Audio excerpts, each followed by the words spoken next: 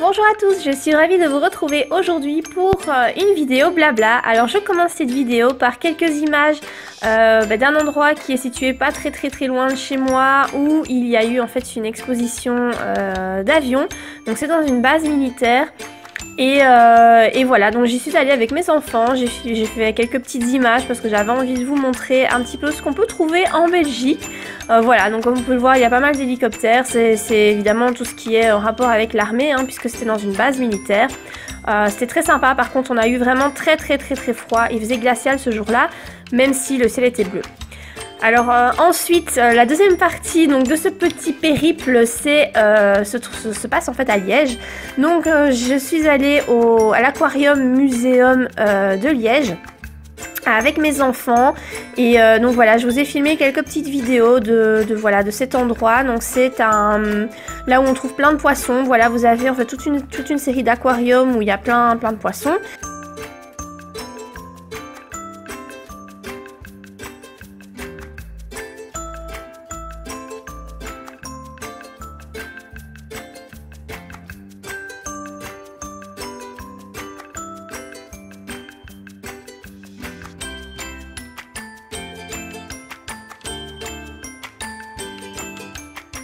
Donc vous avez une pièce aussi où vous avez un musée. Ce qui est très sympa, c'est que la visite est assez courte finalement. Je pense qu'en 1 heure il y a moyen de tout faire. Donc si vous y allez avec des tout petits, eh bien c'est plutôt cool parce que c'est pas trop long. Et en plus quand on y est allé, il y avait vraiment personne. Pourtant c'était pendant les vacances de Pâques, donc je pensais qu'il allait y avoir plein de gens. Mais au final il y avait personne, donc les enfants pouvaient vraiment gambader à leur aise. On devait pas tout le temps leur tenir la main, etc. C'était plutôt chouette, ils ont vraiment bien apprécié. Alors tout ce qui est fossiles, etc. sont des vrais os.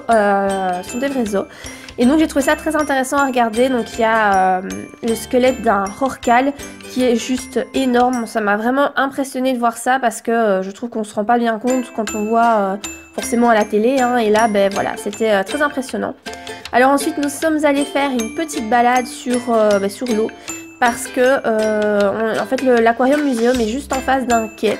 Et donc vous pouvez prendre une petite navette fluviale, je crois que ça s'appelle comme ça, hein, et faire un petit tour. Donc on a fait plus ou moins un tour de 40 minutes, on a été jusqu'au terminus d'un côté et puis on est revenu. Et voilà, les enfants qui n'avaient jamais pris le bateau étaient vraiment très contents. Ils ont trouvé ça super cool et voilà, nous aussi forcément on a trouvé ça très chouette. Hello, je vous retrouve un petit peu, donc quelques jours plus tard par rapport à la première partie de la vidéo que vous avez vue. Donc je vous ai un peu montré des petits endroits en Belgique. Voilà, j'espère vous avoir fait découvrir quelques petits coins comme ça. Si vous ne connaissez pas du tout la Belgique, je vais essayer de faire ça de temps en temps quand je vais quelque part, vous filmer un petit peu mon pays. Puisque je me dis que ça pourrait peut-être vous intéresser. N'hésitez pas en tout cas à me dire en commentaire si vous aimez bien ce genre d'initiative. Alors aujourd'hui dans cette vidéo blabla, je voulais vous parler de 2 petites questions en fait que l'une de vous m'a posées. Alors quelqu'un donc m'a demandé comment faire lorsqu'on écrit des séries de livres. Est-ce que il faut avoir déjà l'histoire dans sa tête en entièreté, voilà, savoir de quoi va parler chaque tome, connaître déjà la fin, etc. Voilà, comment ça se passe au niveau des maisons d'édition, etc. Donc par rapport à ça, je dirais par rapport aux maisons d'édition, ça va dépendre de la maison d'édition. Il y en a certaines qui vont exiger d'avoir tous les romans, enfin tous les tomes en fait, une fois que vous décidez de vous publier ou pas. Donc si vous envoyez le premier tome, ils peuvent vous demander de recevoir les tomes suivants. Donc il va falloir que vous ayez écrit l'intégralité de votre série. Mais c'est pas le cas pour tout le monde. Personnellement chez Rainbow, voilà, j'ai publié donc Utricia le tome 1 et le tome 2. Quand j'ai publié, quand j'ai envoyé le tome 1, je n'avais pas du tout écrit le tome 2. Voilà, il y avait vraiment que le tome 1. J'ai signé mon contrat pour 2 tomes. Donc voilà, c'était prévu dans mon contrat que j'écrive un 2e tome. Si je veux écrire d'autres tomes, je ne sais pas si je dois refaire un contrat, peut-être, je ne sais pas très bien en fait comment ça, voilà, si jamais un 3e tome doit sortir à un moment donné, je ne sais pas comment ça va aller, mais voilà, moi j'avais signé pour 2 tomes, mais ils ont pris la décision de me publier tout en sachant que le 2e tome n'était pas encore écrit. Je n'avais pas non plus donné de date de remise de manuscrit pour le deuxième roman. Donc voilà, mais sachez qu'il y a des maisons d'édition, je sais parce que quand j'ai fait la démarche pour trouver une maison d'édition pour ce roman-là, certaines m'ont refusé parce que je n'avais pas encore écrit tous les tomes et qu'il fallait absolument que tous les tomes soient écrits. Après je peux plus vous dire quelle maison d'édition m'avait dit ça, je sais plus, ça remonte à 2015, ouais c'était en 2015 donc ça fait 4 ans donc ça fait longtemps, je me souviens plus du tout. Mais voilà, ça va dépendre des maisons d'édition. Ensuite par rapport au processus créatif on va dire, ben là en fait ça va dépendre, ça dépend des écrivains, j'ai envie de vous dire, voilà. Je crois qu'il y en a beaucoup qui quand ils commencent à écrire leur premier tome, ils savent qu'il y aura plusieurs tomes mais ils ne savent pas exactement combien ni ce qui va se passer dans chacun des tomes. Je pense que c'est très rare les écrivains qui peuvent prédire vraiment ça, qui ont fait on va dire un plan pour chacun de leurs tomes. Ce qui peut poser souci parce que ça arrive quand même fréquemment dans les histoires qu'on se rend compte que bah, y a des petits soucis au niveau de l'intrigue ou au niveau de petits détails. On se dit ouais l'auteur en fait il n'avait pas pensé à ça quand il a commencé à écrire son premier tome. Et c'est vrai, c'est la difficulté quand vous écrivez comme ça en plusieurs tomes. Si vous ne prévoyez pas ce qui va se passer dans chacun des tomes, et ben vous allez peut-être vous arriver à un certain stade où vous allez vous dire merde, là j'aimerais bien que mon héros il fasse ça mais ça va pas parce que dans le premier tome il a fait ça. Ça peut être un peu la difficulté et le souci qui peut se rencontrer. Après ben voilà, il faut je pense essayer d'écrire en fonction de l'inspiration. Pour moi ça me paraît compliqué, enfin je vois par exemple l'épée de vérité, il y a 15 tomes. Il est clair que Terry Goodkind n'a pas du tout pensé à l'élaboration de ces 15 tomes lorsqu'il a écrit le premier. Ça se voit très fort, enfin en tout cas moi je trouve que ça se voit très fort. En plus là il a sorti, j'ai vu tout récemment, une suite qui s'appelle, je crois que c'est Les Enfants de Dara. Donc c'est la suite de l'épée de vérité mais c'est une nouvelle série. Ben voilà, qui n'était pas prévu, donc c'est encore un nouveau truc. Et voilà, c'est clair qu'il n'avait pas prévu dès le début qu'il allait faire 15 tomes, qu'il allait faire encore une suite, etc. Donc je pense que c'est bien de pouvoir prévoir, ce serait bien de pouvoir prévoir depuis le début ce qui va se trouver dans chacun des tomes.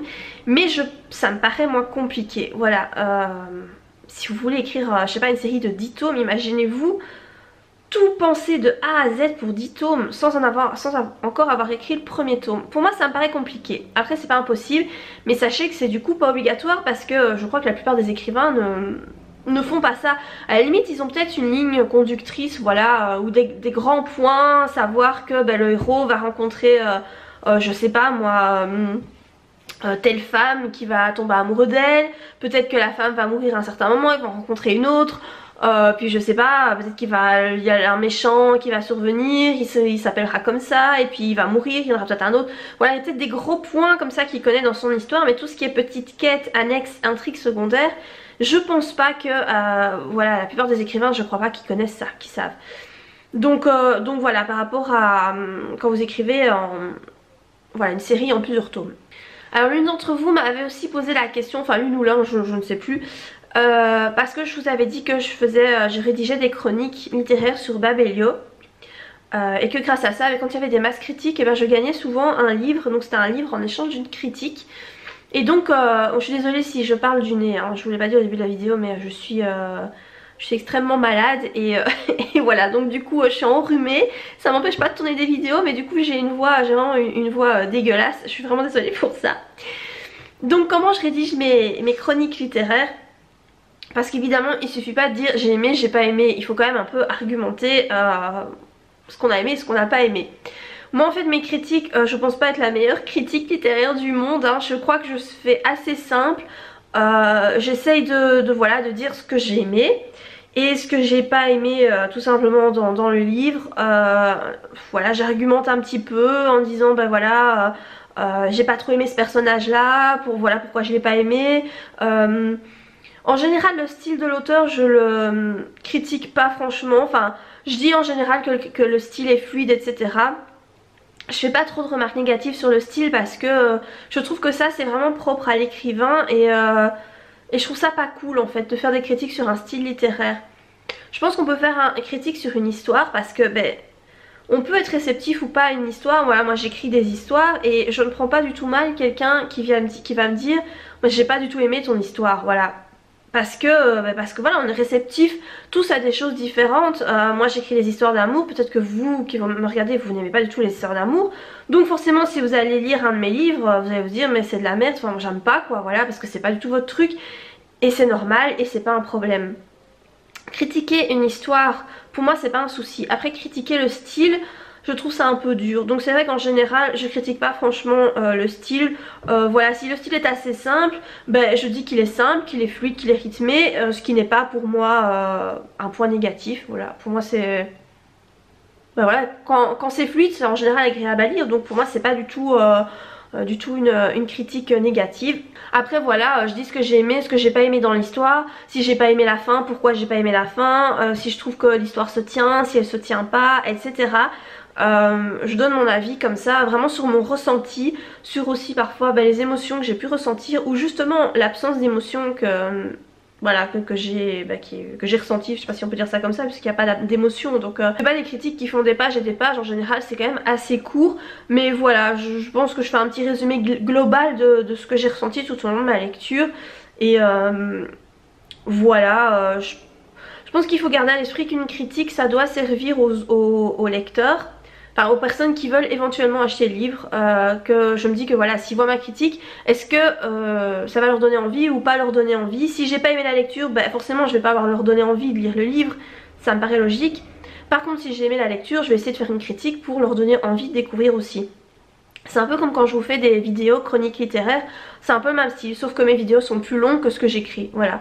Mais c'est un peu le même principe. Donc voilà par rapport à ma façon de faire. Alors je vais aussi en profiter pour vous montrer un petit achat que j'ai fait dernièrement pour les personnes qui aiment bien le thé, parce que j'ai l'impression que enfin je vois souvent en fait des filles qui tiennent des chaînes booktube qui parlent de livres en même temps que de thé. Alors je ne sais pas si le fait d'aimer lire, enfin voilà, qu'il y a une corrélation entre aimer lire et aimer le thé, je n'en sais rien. Personnellement j'adore le thé et j'adore le café, j'ai pas de préférence pour les deux en fait, j'adore les deux et je consomme les deux quasiment tous les jours. Du café tous les jours ça c'est sûr, du thé presque tous les jours, pas tous les jours mais vraiment très souvent. Et en fait comme je suis allée récemment à Liège, donc Liège c'est pas du tout là l'endroit où j'habite, hein, moi j'habite à 1 heure de là. Mais je suis allée donc à l'Aquarium Museum et il y avait une petite boutique de pierres, donc de minéraux etc. À côté du musée, et donc j'ai été y faire un tour et en fait ils vendaient du thé et j'ai acheté une infusion. Donc c'est un thé comme ça s'appelle Maori Fruisane. Donc en fait c'est pas du thé, c'est une tisane. Donc je crois qu'il ne doit pas y avoir de théine là-dedans, hein. J'imagine non, j'imagine qu'il n'y en a pas. Ça vient d'Allemagne et en fait c'est visiblement c'est mis en paquet en Belgique je suppose, hein, parce que c'est marqué Stavlo, donc je suppose que c'est mis en Belgique. Et donc j'ai pris mangue cannelle et je voulais vous en parler parce que je trouve ça mais tellement bon. C'est... Il en faut mais vraiment pas beaucoup pour une grosse tasse et franchement ça goûte très fort et c'est vraiment hyper bon. Alors si vous voulez vous le procurer, parce que vous pouvez vous le procurer sur internet, c'est pour ça que je voulais vous en parler aussi, parce que forcément vous n'allez pas venir à Liège exprès ou à Stavlo hein, pour acheter du thé, j'imagine bien. En fait vous avez le site maori-t.be, donc je vous mettrai le site en barre d'infos. Voilà, vous pouvez en commander en fait sur ce site là et celui-là. Si vous aimez les tisanes, celui-là vraiment, mais il est tellement bon. Il y avait plein de sortes, mais voilà, moi j'ai juste pris celui-là, c'est un paquet de 100 grammes. Je pense qu'il va me faire longtemps quand même parce que, je vous dis, il faut pas en mettre beaucoup.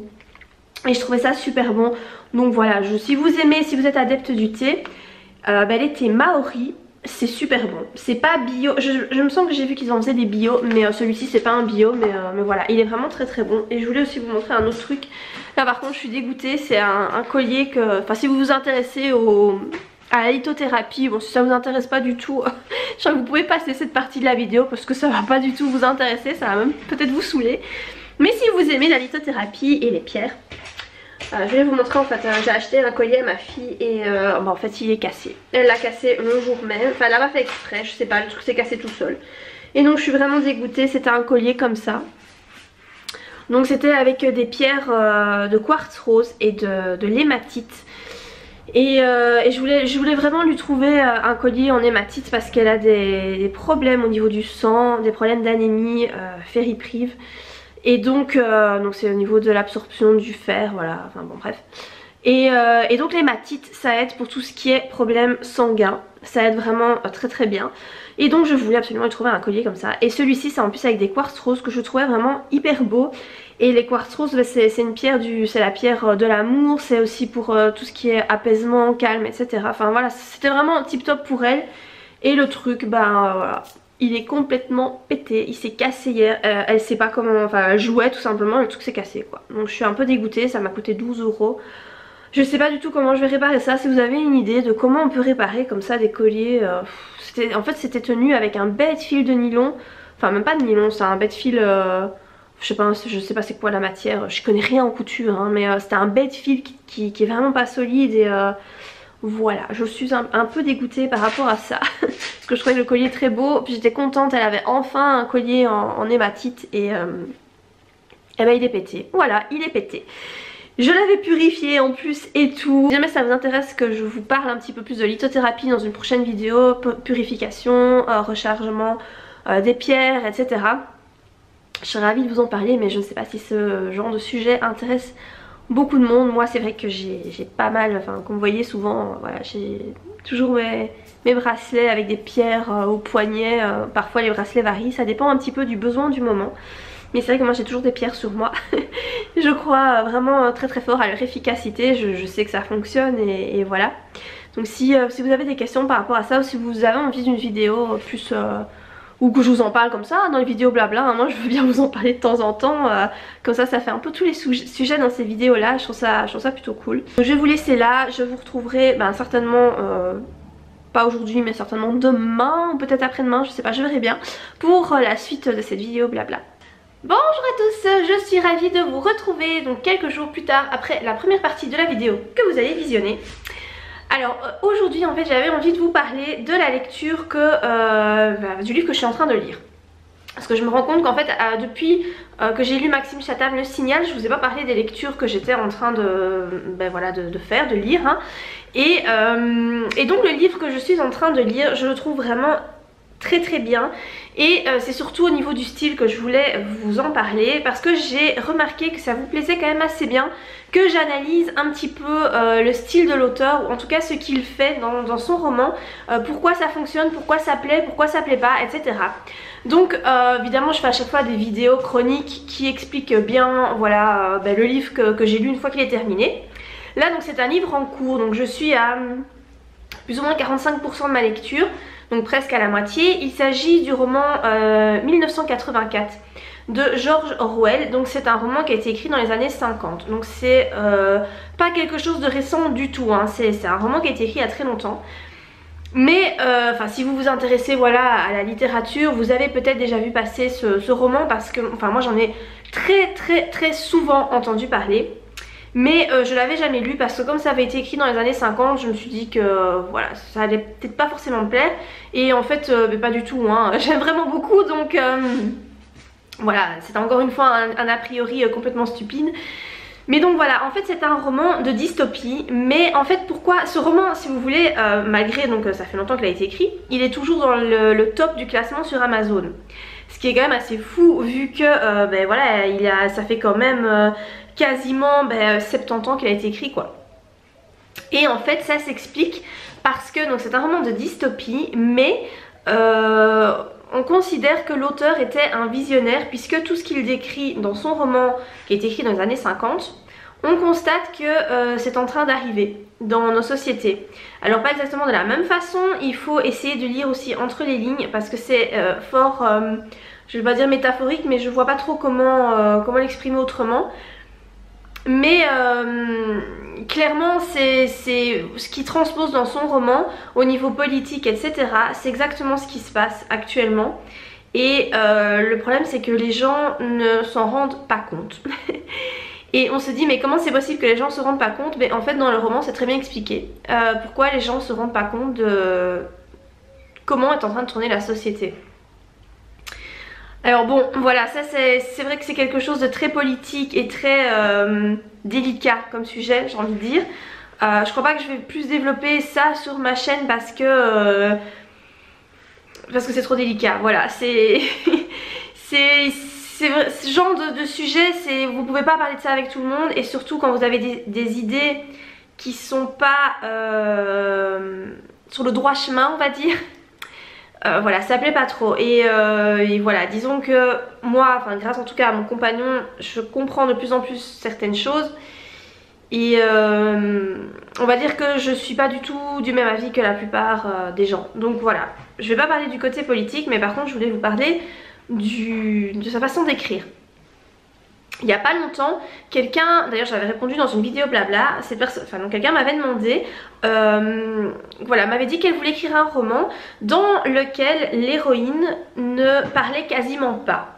Et que donc, voilà, il n'y avait pas, les dialogues forcément étaient très limités. Et donc, voilà, je l'avais répondu, j'avais donné quelques conseils par rapport à ça, etc. Et je ne connaissais pas forcément de roman qui était construit de cette façon-là. Eh bien, sachez que 1984... il y a très peu de dialogues. Alors il y en a quand même, mais il n'y en a pas beaucoup. Et c'est énormément de monologues. Donc c'est le héros qui en fait décrit la société dans laquelle il vit. Alors pour ceux aussi qui créent un univers avec certaines lois, certaines bases qui sont complètement différentes de notre monde, et qui ne savent pas comment faire pour amener cet univers, eh bien sachez que dans ce roman c'est très bien fait. Parce que donc je suis à plus ou moins la moitié du livre et je découvre encore et toujours de nouvelles choses, de nouvelles règles qui régissent ce monde. Vraiment l'auteur distille les informations avec parcimonie, petit à petit, et ne bombarde pas le lecteur avec ben voilà, une description très voilà, imposante, avec beaucoup de détails où on s'y perd. C'est pas du tout comme ça qu'il fait, il donne vraiment des détails au fur et à mesure du livre. Donc à ce niveau-là, je trouve que c'est bien fait et ça peut être une bonne base si vous voulez créer un univers et que vous ne savez pas comment l'amener dans l'histoire pour que vos héros comprennent. Et si vous voulez, bah, lisez ce livre-là et basez-vous sur la façon de faire de l'auteur parce que je trouve qu'elle est très bien. Ensuite, donc, comme je vous l'ai dit, il n'y a pas énormément de dialogue. D'autant plus que vu que c'est une dystopie, donc un régime totalitaire tyrannique, les gens n'ont pas le droit de penser ce qu'ils veulent et donc ils n'ont surtout pas le droit de dire ce qu'ils veulent. Ce qui fait que les dialogues sont très limités. Après là je suis arrivée à une partie de l'histoire où bah, le héros voilà il est copain on va dire avec une femme et là donc il se cache et du coup ils sont protégés on va dire des oreilles indiscrètes du Big Brother, hein, donc il y a l'autorité en place. Et donc du coup ils peuvent parler un petit peu plus librement. Donc les dialogues sont un peu plus fournis. Mais voilà, j'ai envie de vous dire jusqu'à les 35 premiers pourcents du livre, il y a peu de dialogues. Vraiment pas beaucoup, c'est une réflexion que je me suis faite. Il n'y en a pas beaucoup. Pour autant, moi j'ai pas trouvé ça dérangeant. Après c'est vrai que comme c'est un roman qui pousse à la réflexion, enfin en tout cas moi ça me pousse à la réflexion parce que je sais ce qu'il y a derrière, je sais pourquoi le roman a été écrit et je sais l'auteur, les idées qu'il veut faire passer et voilà. Donc du coup moi je réfléchis beaucoup plus loin à chaque élément qui apparaît.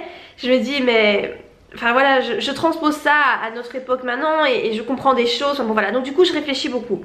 C'est pas un roman moi que je lis vraiment pour me divertir comme vous pourriez lire une romance ou même un thriller, mais voilà quelque chose qui ne demande pas une réflexion autre que bah, simplement la lecture du roman. Ici c'est vrai que ça demande une réflexion. De toute façon si vous tapez sur internet roman 1984 George Orwell, vous trouverez plein de comparaisons avec notre monde actuel, pourquoi il a fait débat, etc. Et puis la notion de Big Brother, à mon avis vous avez déjà entendu parler. Moi j'en avais déjà entendu parler et en fait je ne savais déjà même pas que ça venait de ce livre là. Je ne savais pas forcément ce que ça signifiait. Voilà, maintenant j'ai bien compris, donc franchement c'est un très bon livre. Alors dans le même ordre d'idées, en fait il était, George Orwell était très copain avec Wells. Il était copain ou en tout cas il s'inspirait de ses livres, je ne sais plus très bien, j'ai été voir en fait sur internet hier par rapport à... Parce qu'ils étaient trois, je crois qu'il y avait Orwell, Wells et je sais plus comment il s'appelait, Huxton, je crois que c'est Huxton mais je suis plus très sûre que c'est ce nom là. Et donc j'aimerais bien lire de Wells. Ça s'appelle l'île du Docteur Moreau ou Capitaine Moreau, je sais plus. Oh, c'est l'île de quelque chose. J'ai plus le titre en tête, mais en plus je pense que c'est du steampunk et justement j'ai lu le livre qui explique ce qu'est le steampunk et ce livre là est cité dedans, donc justement je voudrais bien le lire pour deux raisons du coup. Et il y a aussi un livre de, je crois que c'est Huxton, je suis plus sûre à 100% mais je pense que c'est ça. Et c'est le livre qui s'appelle Le meilleur des mondes, qui est aussi de la dystopie et qui voilà, qui est... Ces trois-là en fait je pense qu'ils étaient très potes à l'époque et voilà, leurs écrits sont très intéressants, donc c'est une lecture qui est pas mal perturbante, j'ai envie de vous dire. Après comme voilà, il y a certaines choses à comprendre et personnellement je pense pas qu'il y a un an j'aurais pu comprendre ce que je comprends actuellement de ce livre là. Néanmoins je pense qu'il est très intéressant à lire et je comprends pourquoi il est toujours numéro 1 et pourquoi il est voilà, il y a plein de gens qui conseillent de le lire et ça fait partie des romans à lire dans sa vie je pense, et voilà, donc je suis très contente de le découvrir, hein. Mais voilà, je vous en parlerai plus en détail quand je ferai ma chronique vidéo. Alors avant ça, je pense que je vous en avais pas parlé, j'avais lu le livre Minute Papillon de Aurélie Vallogne, et alors là pour le coup dans le genre roman où il faut pas réfléchir, celui-là est en pole position, hein, parce que là voilà, j'avais pas aimé, mais j'ai fait une chronique, mais je ne sais pas si vous verrez la chronique avant ou après cette vidéo aussi, je ne sais pas, mais voilà, c'est un livre que j'ai vraiment pas du tout apprécié. J'ai également fini un autre, vous allez vous dire que je ne fais que lire, mais en fait c'est pas le cas, mais c'est des livres qui étaient en cours, enfin en tout cas celui-là, la PNL, c'est un livre de Anthony Robbins. Ça fait 2 ans que ce livre est en cours. Il m'a fallu 2 ans pour le lire et là je me suis dit qu'il fallait absolument que je le termine parce que j'en avais marre de le voir traîner voilà, devant moi. Et donc là je me suis mis un coup de pied au cul et j'ai fini. Donc ça c'est un livre sur le développement personnel, pareil une vidéo qui suivra. Voilà, c'est un très bon livre mais assez compliqué à comprendre je trouve. Donc c'est pour ça qu'il m'a fallu 2 ans pour le lire parce que je m'y plongeais pendant un certain temps, puis je le délaissais, puis j'y revenais, puis je le délaissais et voilà, voilà. J'ai fait ça comme ça et du coup c'est pour ça qu'il m'a fallu longtemps pour le lire. À part ça, qu'est-ce que je peux vous dire? Oui, je vais partir en week-end 3 jours en Allemagne, donc je suis très contente. Je vais essayer de vous filmer quelques petites images là-bas. Alors moi clairement je suis pas une vlogueuse voyage machin, je vais pas commencer à faire des vidéos, à causer dans mes vidéos et tout, c'est pas mon truc. Mais je vais essayer de vous faire des petites vidéos pour vous montrer un petit peu où je vais. Donc je vais à Meursdorf et à Cochem. Donc c'est pas très loin en fait, hein. C'est à 3 heures de route de chez moi, donc ça va. Et il y a là-bas en fait un pont suspendu pédestre qui est le 2e plus grand d'Europe, je crois que c'est ça. Le premier est en Suisse je crois.